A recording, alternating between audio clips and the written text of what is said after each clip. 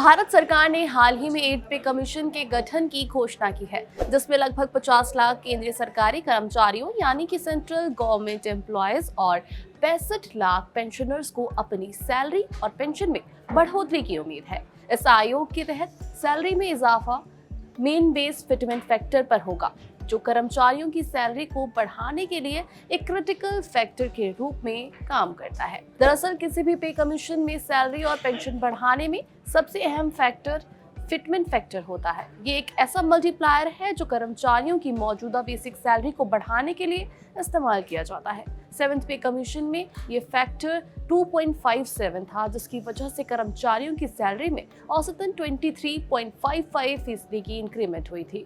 अब media reports की माने तो 8 पे कमीशन में इस फैक्टर को 2.28 से 2.86 के बीच में रखा जा सकता है, जिससे कर्मचारियों को 20% से 50% तक की सैलरी बढ़ने की उम्मीद है। चलिए इसे एक एग्जाम्पल के साथ समझते हैं। अगर अभी किसी की बेसिक सैलरी 18,000 है और फिटमेंट फैक्टर 2.86 है, तो रिवाइज्ड बेसिक सैलरी 51,480 रुपीज हो जाएगी। 8 पे कमीशन की सिफारिशें 1 जनवरी 2026 से लागू होने की उम्मीद है। अब सरकारी कर्मचारी और पेंशनर्स जानना चाहते हैं कि उनकी सैलरी में कितना इजाफा होगा।